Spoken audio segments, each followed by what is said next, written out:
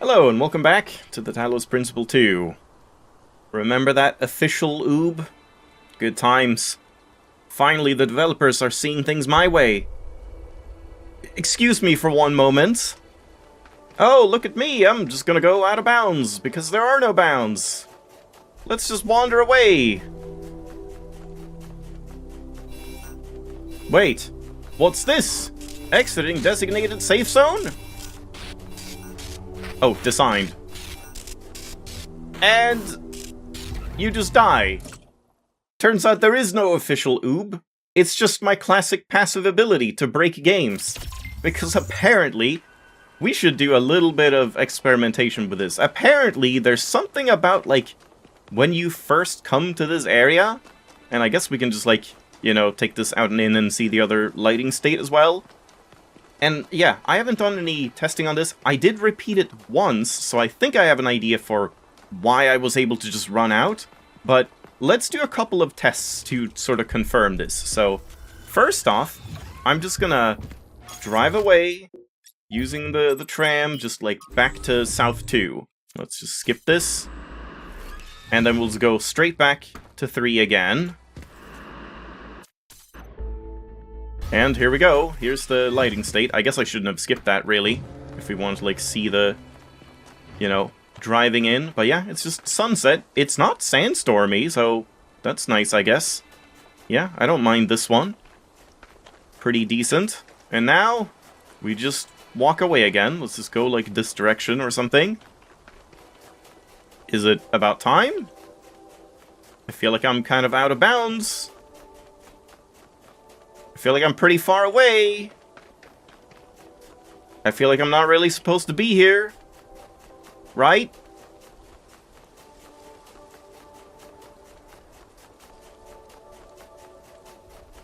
Yep. I'm just able to run away. Okay, so that kind of confirms it. I was gonna do more tests. Like, if that didn't work, I was thinking maybe it's that I went back to, like, the main hub, the main megastructure hub, in between 2 and 3, and going straight from the megastructure to this area, like, didn't properly load the boundary in or something. But yeah, seems like they just had a pretty massive oversight that if you just try to run out in this level as soon as you come to the level without, like, reloading after a checkpoint or anything like that, there just seemingly is no boundary. I don't know, I'm not sure if there's more to it than that. But yeah, that's cool, I guess. I guess I should just restart checkpoint. We might as well. Because yeah, I guess I do want the boundary. So yeah, let's confirm this now. Now that I've done that, I'm pretty sure the boundary does exist. So give me a moment. Yep, there it is.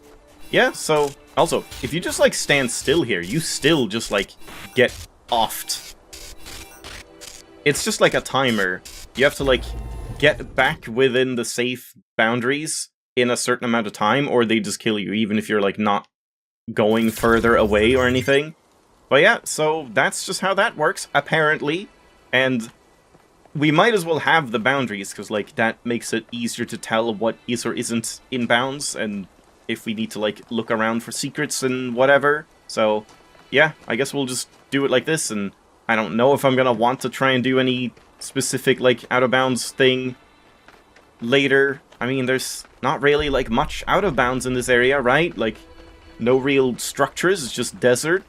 So, probably just gonna ignore that, I'm thinking. And yeah, now we've broken that. Now we know how to out-of-bounds in this region, should something come up. Nothing from Al. And yeah, this thing, by the way, I realized, I think you can see here, like, these whatever walls, and then this, I assume, is the Tetris bridge, so it's actually, like, opposite. So I guess this is where you come in, probably. Like, over there, that's west. And this is east-ish, so yeah, so that would be, like, up on the map. Right?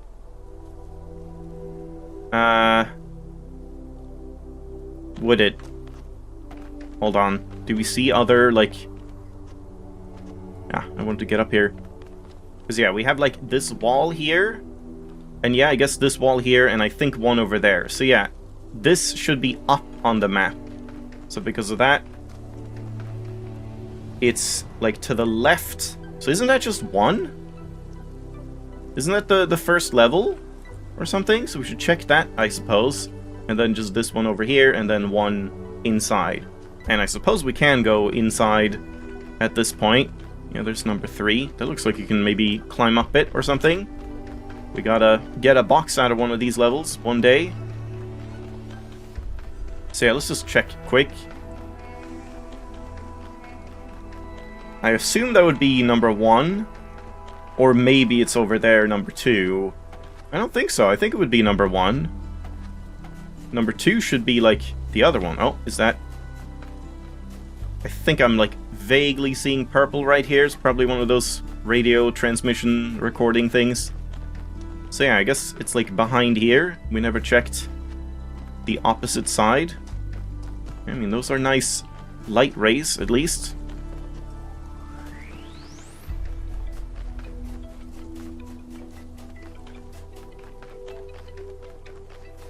Yeah, just like right here. No. Ah, there it is. Okay. Little sneaky. But yeah, so it's just another one of these. Did the music just change as soon as I pulled that? Another one of these where you just find 3 switches, flip them, and there you go, Sphinx complete. So, that was 1. Where was the other one? Was it down by 2? Yeah, Sphinx. Yeah, 1 here. Yeah, 1 on the opposite side here, so we might as well do 2 and then check that, I suppose. Did we have anything else here? No. And we'll pick up this recording as well. Over there. Wait, hold on. What's this? Reading? Yeah, terminal. Yeah, I think I prefer this lighting state, the sunset. Okay, a lot of reading. The Riches. From Selected Archive Documents RT. Getting rich was the worst thing that ever happened to me. I see that now, at the end, when the insight is useless. Not being poor was great, no longer having to worry all the time, being able to afford the best doctors, being able to go on holidays, being able to take care of my mother. But being rich? It just isolated me. It changed every interaction with every other person, because suddenly I had the ability to change their life, to fix all their problems, and they knew it, and I knew it. A simple choice on my part could take away so much of their pain. Every interaction became infected by this inequality between us, and it made me bitter, made me feel every relationship, even with family, was transactional. I was desperately looking for some genuinely human experience, but I seemed excluded from that now, and it made me resent everyone. What I didn't see, what I only see now as I'm dying, is that I could have used that money for good. All of it. I don't mean giving it to some NGO run by other rich people. I mean really using it. I loved movies. How many indie movies could I have financed? How many books could I have gotten published? And how much could I have just built? Not another villa for myself, but things that would benefit civilization in general.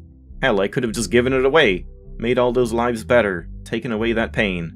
And if at the end of the day I was only left with enough money to be upper middle class, so what? At least I would have been the person I wanted to be. Yeah, if only rich people could think this way, I guess. I mean, I feel like most people don't really want to just, like... Most poor people don't want to be rich. They just want to be rich enough that being poor isn't a factor, you know? That they can just do what they want in life. Resource wealth, as such, has no value. It only matters in terms of the ability to act. But what made this ancient human so unable to act? It can't have been a personal failing, as most people of similar wealth acted the same way. Perhaps the answer lies in scarcity, or a system built on it, naturally optimizing towards resource accumulation, historical circumstances, not individual sin. But I've read about rich ancients who did act differently. They were rare, but they did exist, so it is possible for people to defy the will of history. Well, it's mostly just the fact that, like, if you've heard about a rich person, they're probably rich for a long time, which means they're probably not very generous and, like, beneficial to society, because then they wouldn't be rich. Not in the sense of famously wealthy, anyway. From Trinculo. It's all a joke, isn't it? A giant prank perpetrated on all of us. The goal, the founder, the simulation. I don't even think you exist. I don't think biological humans ever existed either. What nonsense. I bet these messages just go to the mayor's inbox, or straight to the recycling bin. You all suck, Lamau. But I guess, like, because they are here, all of these messages, in these regions, it does mean that Athena must have seen them, right? Like, because they're terminals and logs in the areas that Athena and Cornelius built, right? Founding 9. Day 676. After the chaos of the last months, quiet has returned to the city.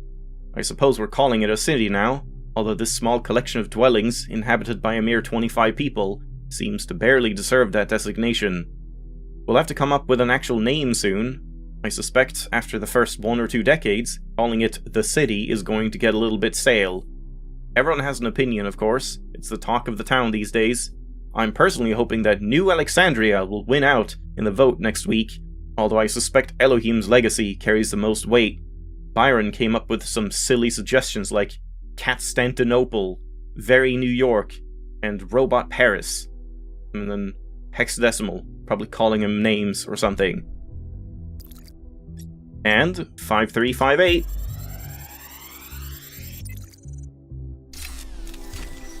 So what's this one? Melville? This one seems to be corrupted. Good. It's almost like something tried to delete it as you were downloading it. Pandora, maybe. Gosh darn it, Pandora. I thought we were cool. Is that it? Oh yeah, I guess that's where the laser is gonna shoot out. Even though it looks like a receiver, not a, like, transmitter. Huh. And wait. Yeah, wouldn't... That doesn't make sense. Because wouldn't it shoot north? Because we're in south. Or at least, like, this way or something. Because we're in, like, south 3. So I guess, like, a little southeast? Yeah, we'll see. Oh, there's something at least. Oh, and a spark. Okay, that's a simple spark. Is that just, like, wood or something? A tree? Yeah, I never heard or realized... Oh, I see. Never realized sparks made a sound. No! Ah, damn, I didn't want to grab it. You can just run up this? That's weird. Yeah, I wonder if that's actually making some sort of discernible noise, if it's, like, something you can decode. It just reminds me of, like, the radios in Portal, where you could, like, turn the audio into, like, spectrograms or something and get, like, information out of them. I don't know. Alright, well, I guess we'll head over here. Hold on. First off, lever somewhere here on this side. Probably just in one of these, I imagine. Yeah, right there. That one's not too bad. Okay, let's grab this recording, and then we'll head off over here, whatever this was. If it's like Lifthrosser or something, would be my guess. That damn hipster always has to find the weird spots. He's like me.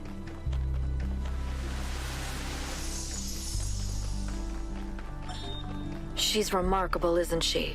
She sees so much beauty in everything. Time to gush about Miranda. You're right.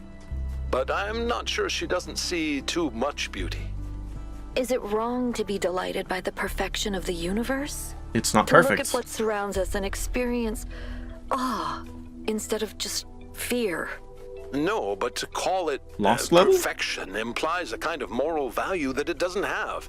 The universe is cold, Athena. It doesn't care about lost us level. or about life or civilization. It fundamentally cannot care. But Miranda seems to think it's almost benevolent, purposeful. You're right. But have you considered that maybe she sees something we can't see? A step ahead? You know, Cornelius, if we succeed, the next generation will not be like us. They might see the world in ways we never could have imagined. What the hell are these? Maybe she's the first sign of that. They're supposed to I be hope so. birds? I really do, Athena. You know that I love her, and I am perpetually amazed that this being we created that came solely from our minds is so profoundly different and unique. That does strike me as a kind of miracle. But it's also a huge responsibility, and I worry about our choices. Yeah, I feel like they're definitely like playing up the family angle much more now than before. Like, sure, they made Miranda and stuff, but yeah, I feel like just up until this point, I didn't really, it didn't feel like they were pictured as that family type mom, dad, and daughter kind of thing until, like, just recently. I see these beings, these children of a future age. More of this? Wandering around an island more fantastical than Atlantis itself. Looking desperately to find themselves. I reach out to them, but they cannot see me. He's a ghost? I speak to them, but I do not know if they can hear me. I hear you, man. Am I being punished? Are the gods playing some cruel trick on me? Why can I remember so little? What is this sorrowful voice I hear, whispering such terrible thoughts? I must use what remains of my mind. I must understand.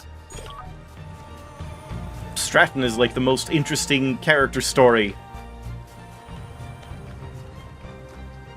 Red from Pandora this time. That's rare. Haven't seen that before. And that was the lost level, yeah. Yeah, I want to know more about Straton's, like, plot line. Oh, hi, Melville. Yes. Yes. What do you think caused Miranda's death? From examining the data, I think it simply came down to not taking enough precautions. Clearly, protocols existed that would prevent such accidents, but she didn't apply them.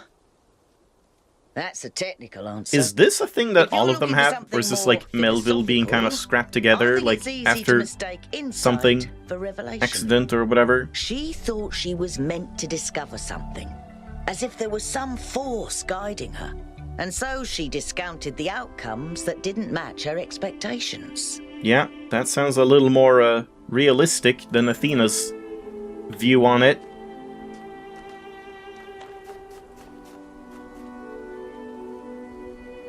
Yeah, because I don't have that thing.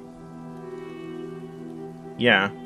I guess that's just like she's been sort of reinforced over time. But yeah, I guess we can't really find anything else. I mean, sure, we could maybe find sparks or something like that. But I don't think we'll have time for any levels, so today was mostly just exploring and reading and stuff. I thought that was like a weird spark or something.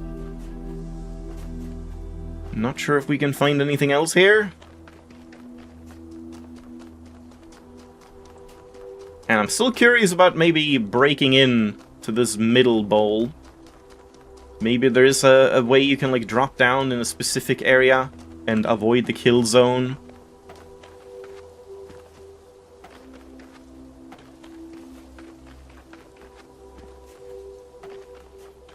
Yeah, this is just number 3. Weird that number 2 is all the way over here, but I guess it's because the rest of them are down here.